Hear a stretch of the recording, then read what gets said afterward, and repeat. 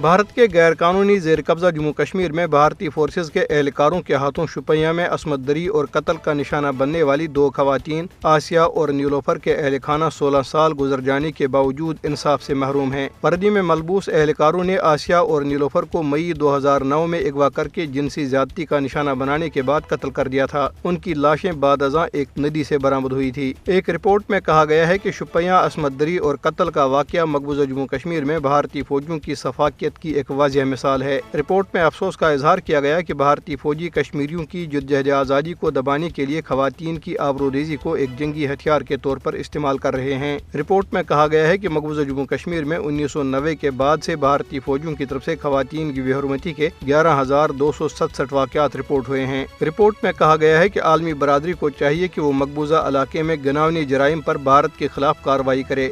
کل جماعتی حریت کانفرنس کے ترجمان ایڈوکیٹ عبدالرشید منہاس نے سری نگر میں جاری ایک بیان میں آسیہ اور نیلوفر کو خراج عقیدت پیش کرتے ہوئے اس سانحے کو جموں کشمیر کے عوام کے لیے انتہائی تکلیف دہ قرار دیا ہے۔ انہوں نے کہا کہ گزشتہ 37 سالوں کے دوران ایسے درجنوں واقعات رونما ہوئے ہیں جن میں 1991 کا قرن پوش پورہ اجتماعی آبروریزی کا المناک واقعہ بھی شامل ہے۔ ترجمان نے ایسے تمام واقعات کی اقوام متحدہ کے جنگی جرائم کے ٹرائبیونل سے تحقیقات کا مطالبہ کیا۔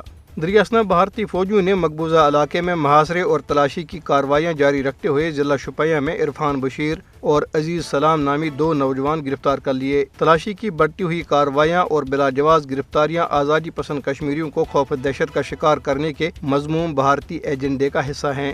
ادھر دہلی ہائی کورٹ نے کل جماعتی حریت کانفرنس کے سینئر رہنما شبیر احمد شاہ کی درخواست ضمانت پر فیصلہ محفوظ کر لیا ہے، جو 2017 سے نئی دہلی کی بدنام زمانہ تہاڑ جیل میں جھوٹے مقدمات میں نظر بند ہیں۔ شبیر احمد شاہ نے بھارتی تحقیقاتی ادارے NIA کی خصوصی عدالت کی جانب سے درخواست ضمانت مسترد کیے جانے کے بعد ہائی کورٹ سے رجوع کیا تھا۔